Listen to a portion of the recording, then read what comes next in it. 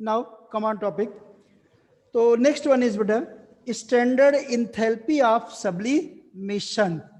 Standard enthalpy of sublimation. Sublimation तो हमें पता ही है, जैसे मान लो कि आपने लिया है कार्बन डाइऑक्साइड, ये सॉलिड है बेटा, और इसको आपने क्या किया, हीट किया, और ये चेंज किसमें हो गया, कार्बन डाइऑक्साइड गैस में। इसमें जो एनर्जी आपको लगानी पड़ेगी, यही एनर्जी क्या कहलाती है, स्टैंडर्ड इंथैल्पी ऑफ सब्लिमेशन। और चूंकि कार्बन डाइऑक्साइड है तो this is the standard enthalpy of sublimation of carbon dioxide. This value is 25.2 kilo joule per mole.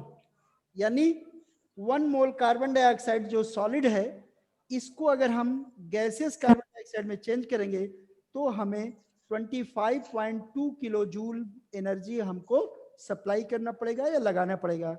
यानी स्टैंडर्ड एंथैल्पी ऑफ सब्लिमेशन क्या होता है, the amount of energy required to sublime 1 mole of solid to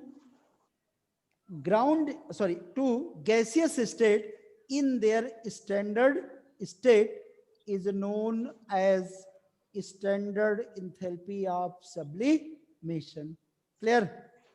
यानी किसी 1 मोल solid को gaseous state में उसके standard state में बेटा चेंज करने के लिए जो एनर्जी हमको लगानी पड़ती है, उसी को ही हम स्टैंडर्ड इंथैल्पी ऑफ सब्लिमेशन कहते हैं। Clear? amount of energy required to change या sublime 1 mole of solid to gas in their standard state is known as standard enthalpy of sublimation. कोई दिक्कत बेटा?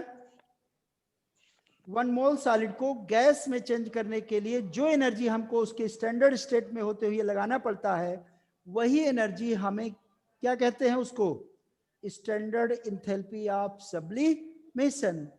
जैसे अगर हम सॉलिड कार्बन डाइऑक्साइड, और सॉलिड कार्बन डाइऑक्साइड को क्या कहते हो, ड्राई आइस, याद होगा 9th में पढ़े हो। ड्राई आइस इसलिए कहते हैं कि इसमें से वाटर की तरह बूंदें नहीं निकलती हैं, और आइस की तरह सॉलिड कार्बन डाइऑक्साइड जो है एकदम व्हाइट होती है, इसीलिए इसको हम ड्राई आइस कहते हैं। ठीक ना? तो ड्राई आइस इंपॉर्टेंट नहीं है, केवल सॉलिड कार्बन डाइऑक्साइड इंपॉर्टेंट है।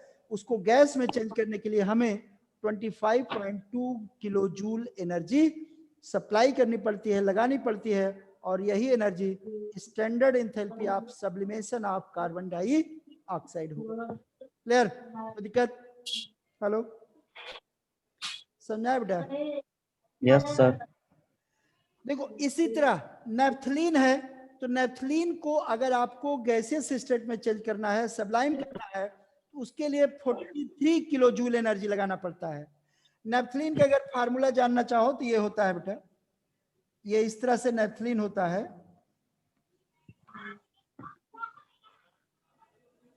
दो बेंजीन बना दो तो ये क्या हो जाएगा, नेफ्थलीन। ये 9th में पढ़े होगे, नेफ्थलीन बॉल है ना, ये नेफ्थलीन होता है।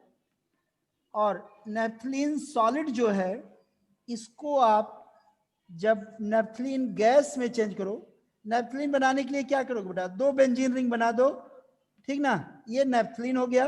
अब ये नेफ्थलीन गैस में है, इसमें जो एनर्जी आपको लगानी पड़ेगी वही standard enthalpy of sublimation of naphthalene होगा, और इसकी वैल्यू 43 किलो जूल पर मोल होता है।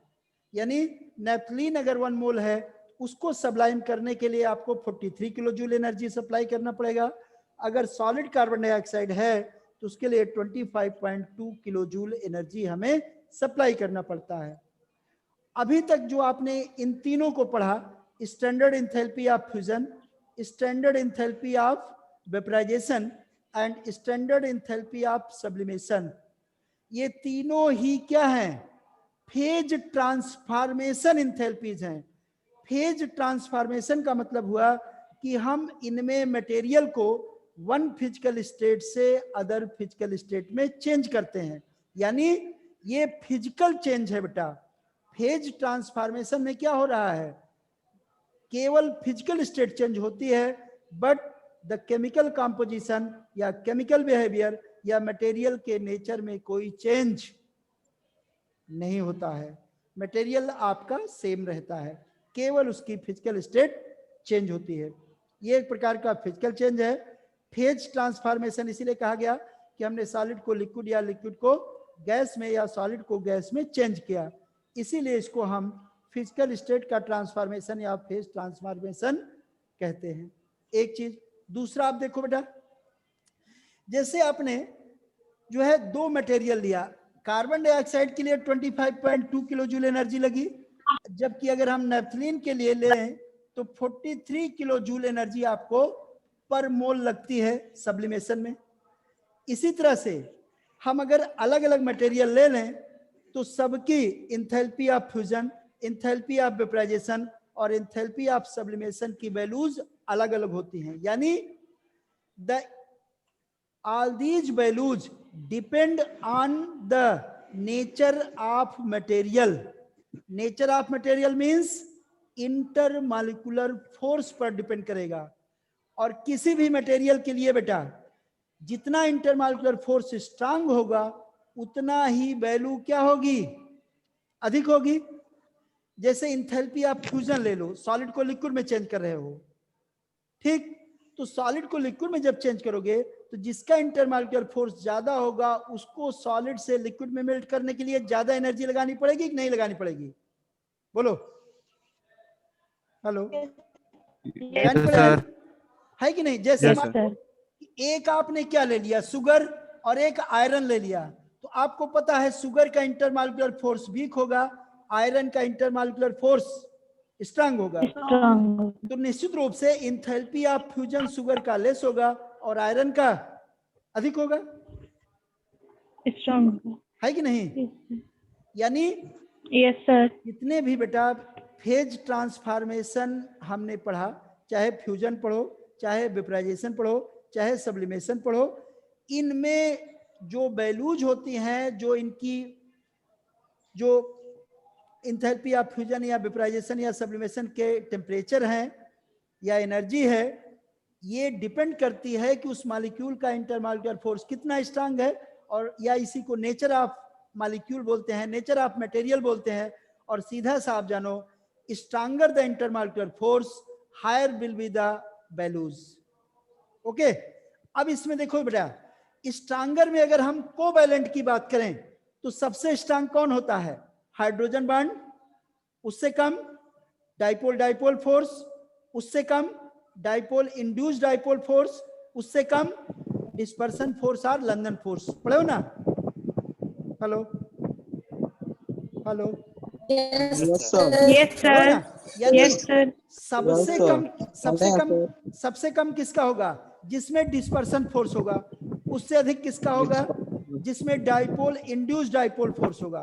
उससे अधिक किसका होगा, जिसमें डाइपोल डाइपोल फोर्स होगा। उससे अधिक किसका होगा, जिसमें हाइड्रोजन बॉन्ड होगा। अब ये तो कोवैलेंट की बात रही। अगर आयनिक में जाओगे या स्ट्रांग मेटेलिक में जाओगे तो जिसमें मेटेलिक बॉन्ड होगा उसका फोर्स और भी स्ट्रांग होगा। जैसे आयरन है, कोबाल्ट है, निकिल है, इन सब में अधिक होगा, है कि नहीं। तो सीधा सब जितना इंटरमॉलिक्यूलर फोर्स स्ट्रांग होगा उतना ही ज्यादा उसकी वैल्यू होगी, चाहे वो इंथैल्पी ऑफ फ्यूजन हो, इंथैल्पी ऑफ वेपराइजेशन हो या इंथैल्पी ऑफ सब्लिमेशन हो। ठीक, सब्लिमेशन। अब सुन में बेटा, नेक्स्ट है बेटा, नेक्स्ट है standard enthalpy of formation. Standard enthalpy of formation, इसको डेल एफ एच नॉट से डिनोट करते हैं। ये क्या हो जाएगा, स्टैंडर्ड इंथैल्पी ऑफ फॉर्मेशन।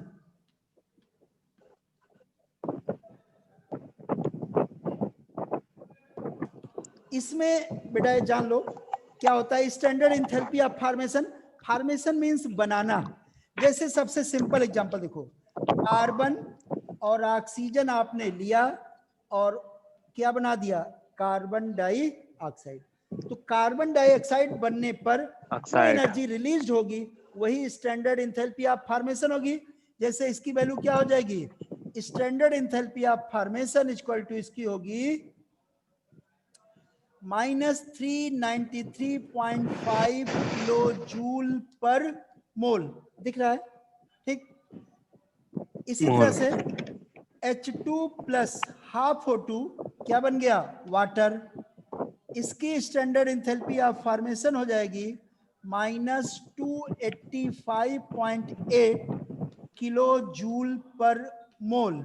और अगर आप जानना चाहो तो Ca plus C plus 3/2 O2 ये क्या बन गया, CaCO3। इसके लिए स्टैंडर्ड इंथैल्पी ऑफ फॉर्मेशन होगा -1206.9 किलो जूल पर मोल।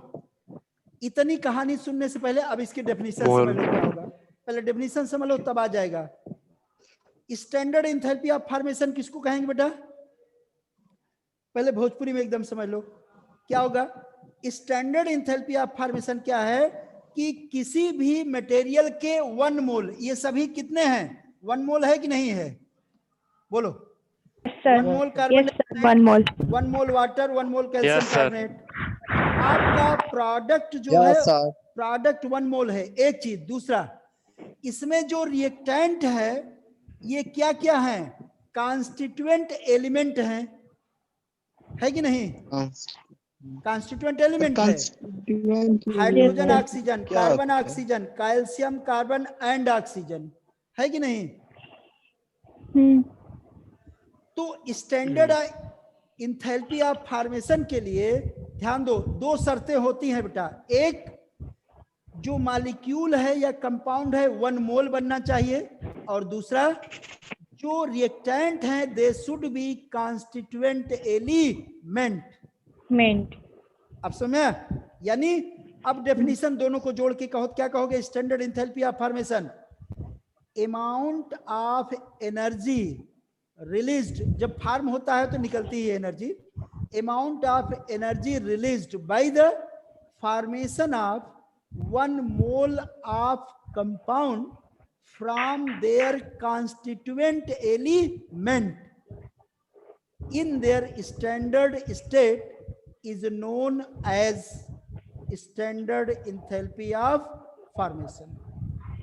फिर से देखो बेटा, amount of energy released by the formation of 1 mole of substance from their constituent element in their standard state is known as standard enthalpy of formation। यानी standard enthalpy of formation में क्या होगा, वह energy जो release होगी, और कब release होगी, जब कंपाउंड हमारा 1 मोल बनेगा और वो कॉन्स्टिट्यूएंट एलिमेंट से बनेगा, यानी दोनों शर्तें पूरी होनी चाहिए, तभी वो स्टैंडर्ड इंथैल्पी ऑफ फॉर्मेशन होगा, अदरवाइज नहीं होगा।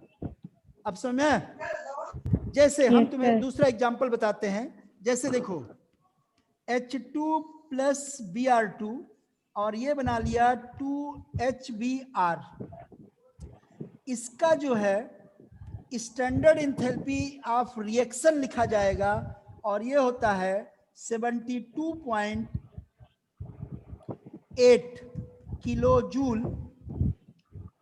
ठीक, ध्यान दो बेटा, यहां पर कॉन्स्टिट्यूएंट होगा ना, ध्यान दो, पहले सुनो क्या है,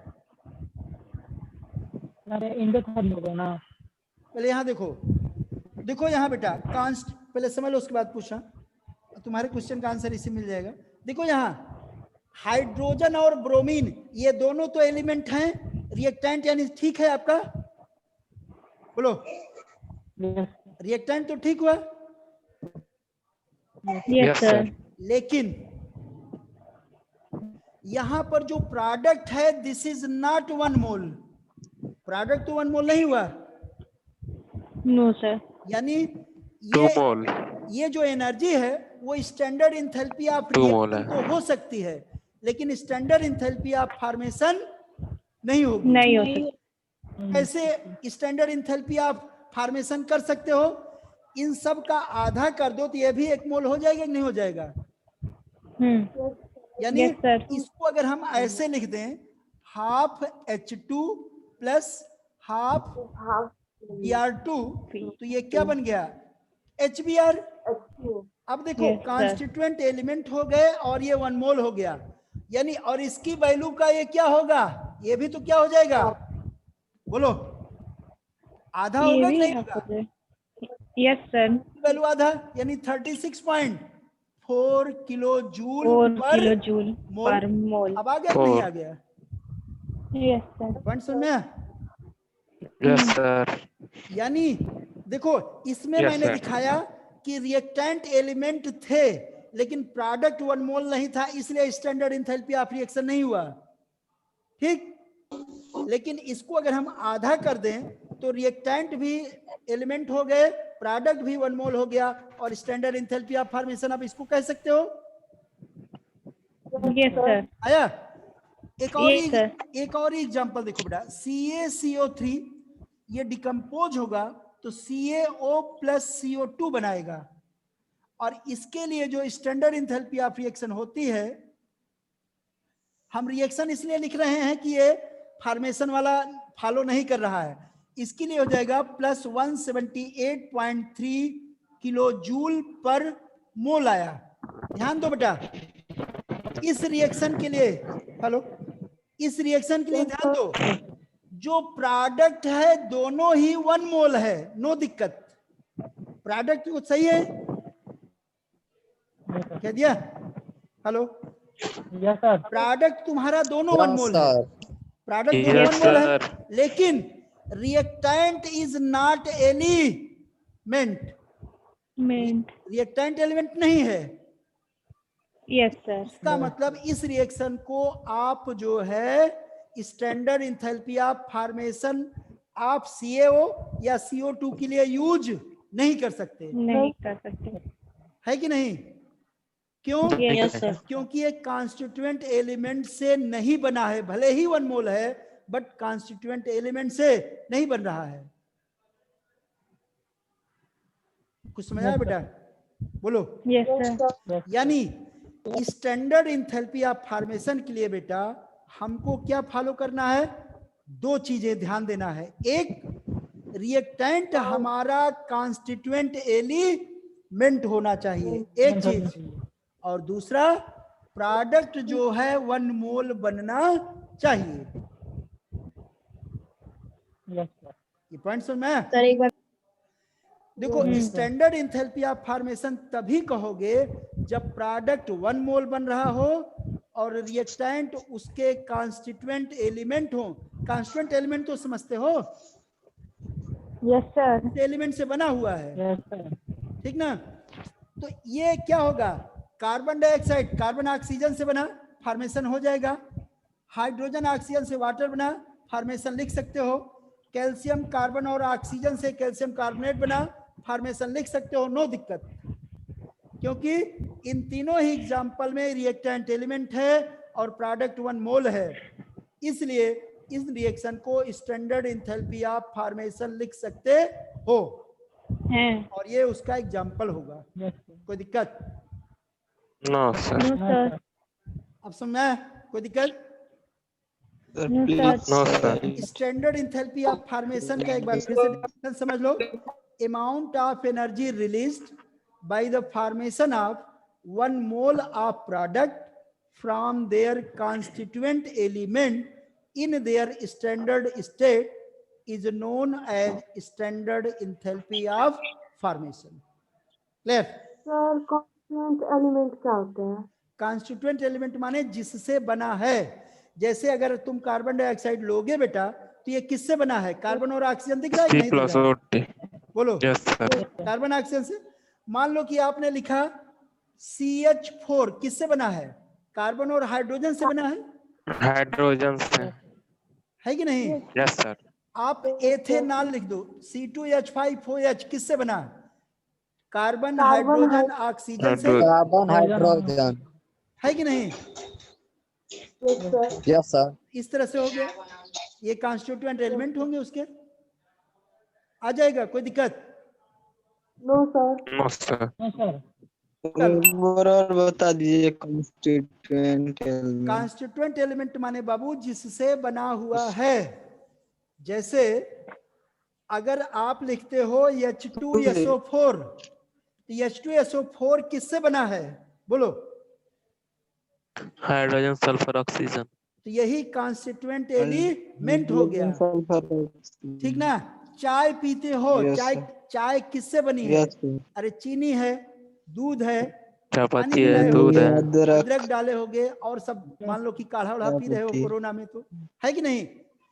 किसका मतलब क्या हुआ? जिससे मिल करके बना है वो हो गया। दूध किससे बना है? दूध और पानी से मान लो लेते होगे, तो दूध और पानी मिला के देता होगा, है कि नहीं? तो इस तरह से क्या हो गया कि जिससे बना है बेटा वो कॉन्स्टिट्यूएंट एलिमेंट हो गया। या तुम अलग कर लो, जैसे H2Cl2 है, किससे बना? सल्फर और क्लोरीन से। क्लोरीन। सीधा सा है, सल्फर और क्लोरीन। जिससे बना है वही उसका कॉन्स्टिट्यूएंट एलिमेंट होता है। क्लियर? यस यस इतना सर। इतना समझना है? Yes sir. अब जो है आगे की कहानी आपको इसमें बताते हैं, इसका यूज क्या होता है, अब ये जान लो, ठीक? तो यूज है कि जैसे मान लो कि आप एक इंजीनियर बन गए, मान लो पढ़ाई कर रहे हो, कई सारे बच्चों का सपना होगा, तो अगर इंजीनियर बनते हो और तुम्हें क्या है, ऐसी कंपनी में भर्ती हो गए जिसमें क्या करना है कि लाइम स्टोन को ब्रेक करके आपको लाइम या चूना बनाना है। ये लाइम क्या है? चूना होता है, पढ़े होगे? बोलो। ये लाइम Yes, sir, स्टोन हो गया, ये limestone. लाइम हो गया, ठीक? तो अगर मान लो कि आप क्या हो गए कि अगर आप इंजीनियर बन गए, तो आपसे अगर आपको मान लो कि उसके लिए एनर्जी की व्यवस्था करना हो, एनर्जी मतलब एनर्जी सोर्स की, कि कितनी एनर्जी लगती है कैल्शियम कार्बोनेट के तोड़ने में, कितनी रिक्वायर होगी, कैसे जानोगे? उसके लिए यहाँ पर स्टैंडर्ड एंथैल्पी ऑफ फॉर्मेशन या केमिस्ट्री का यूज करना पड़ेगा। देखो, लाइम स्टोन ब्रेक होता है लाइम और कार्बन डाइऑक्साइड में।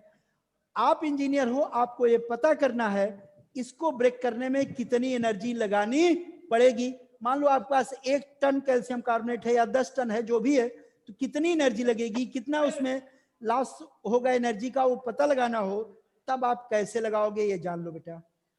तो उसके लिए क्या करते हैं, स्टैंडर्ड एंथैल्पी ऑफ फॉर्मेशन को हम यूज करते हैं, ठीक ना? इसके लिए याद होगा स्टैंडर्ड एंथैल्पी ऑफ रिएक्शन क्या पढ़े हो? बोलो।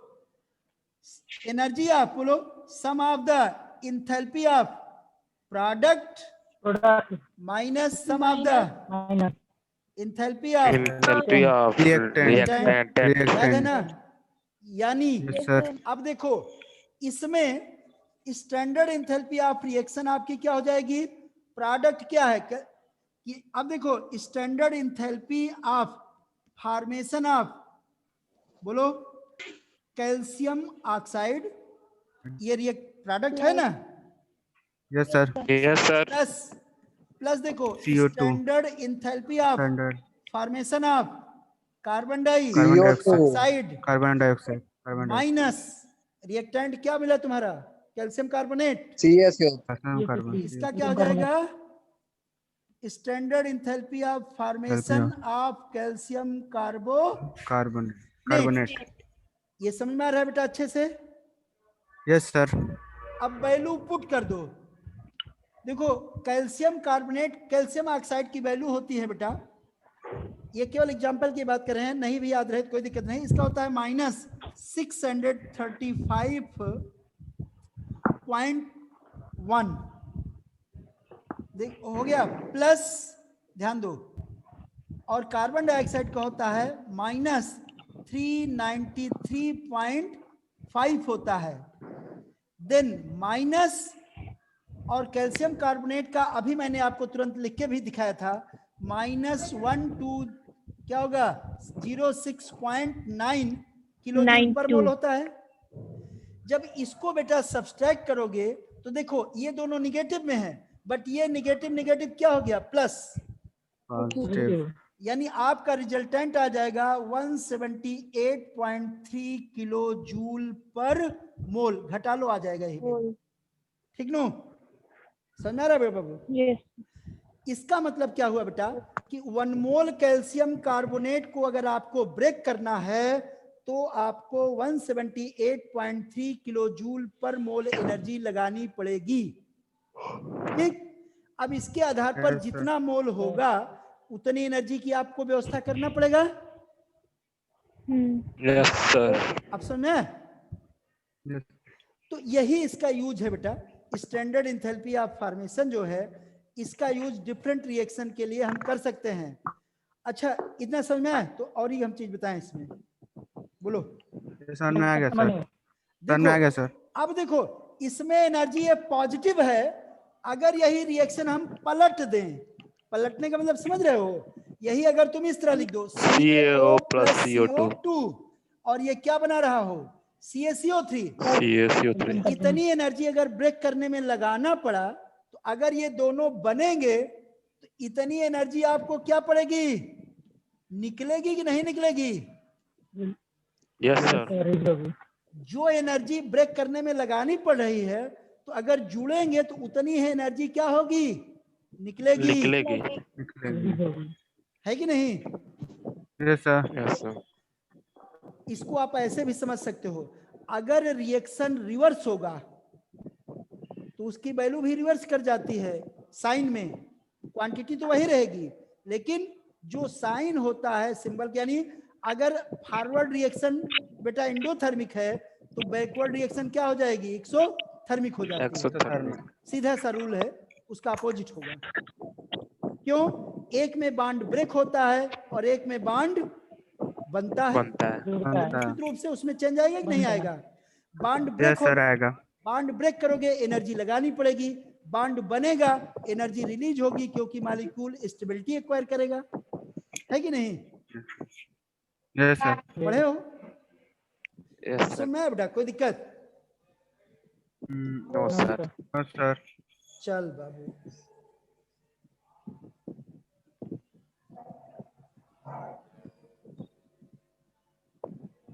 अब है बेटा new topic thermodynamic equation.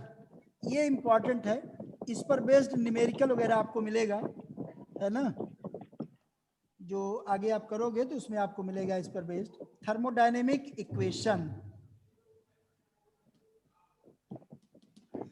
Thermodynamic equation क्या होता है बेटा? देखो thermal means heat, dynamic means heat का जो मूवमेंट है, तो हीट का मूवमेंट दो ही हो सकता है, एक या तो हीट निकलती हो या तो हीट एब्जॉर्ब करती हो, Absorb करती यही है। हो सकता है ना?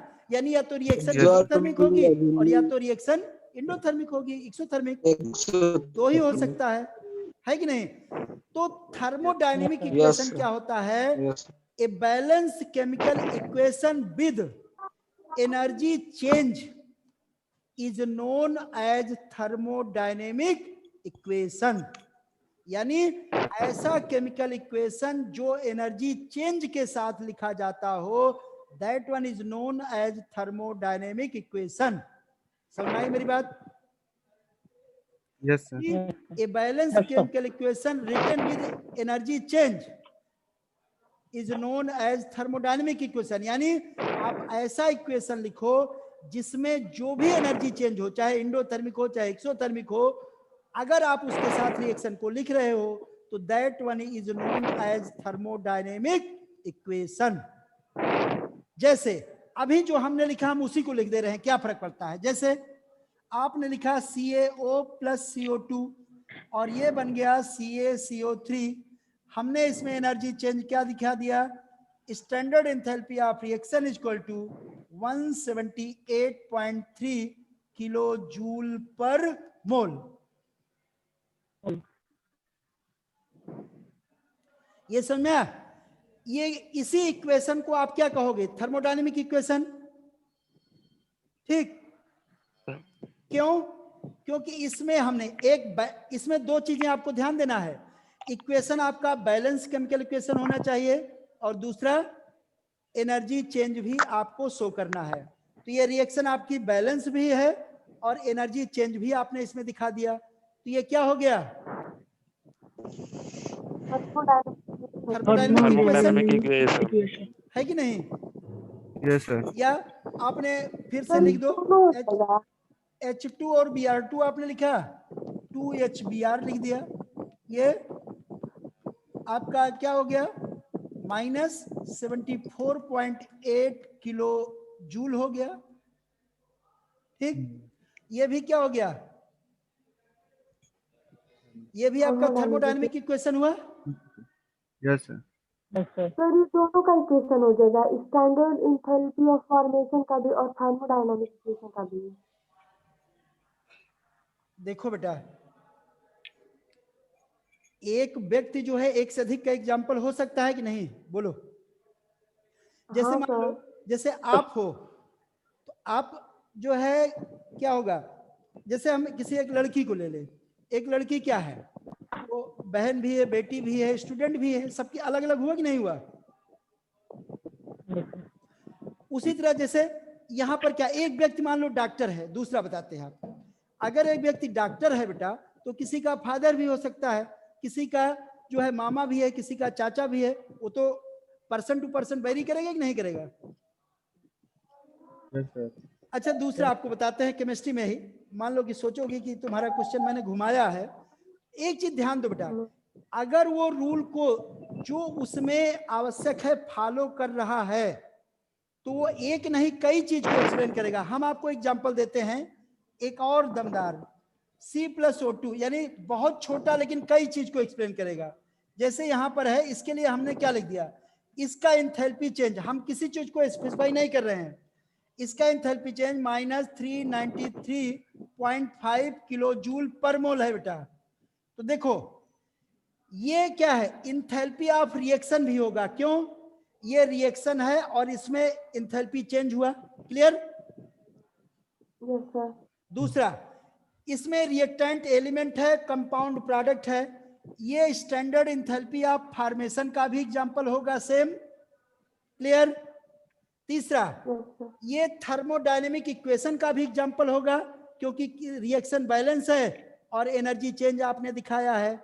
चौथा, ये स्टैंडर्ड इंथैल्पी ऑफ कंबस्शन, आगे आपको बताएंगे, पढ़ोगे कल या परसों जब भी आएगा, कंबस्शन यानी बर्न करना।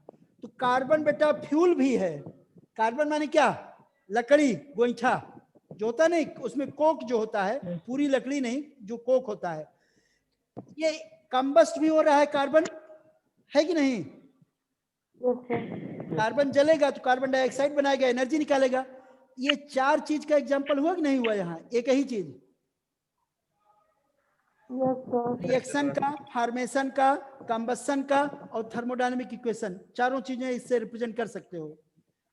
क्यों? क्योंकि ये चारों की शर्तों को, चारों की जो नेसेसिटीज है उसको फुलफिल कर रहा है कि नहीं? लेकिन कार्बन डाइऑक्साइड में आपने स्टैंडर्ड एंथैल्पी ऑफ फॉर्मेशन कह दिया, लेकिन इन दोनों रिएक्शन में फॉर्मेशन वाली हम बात नहीं कर सकते पहले वाले में, है कि नहीं?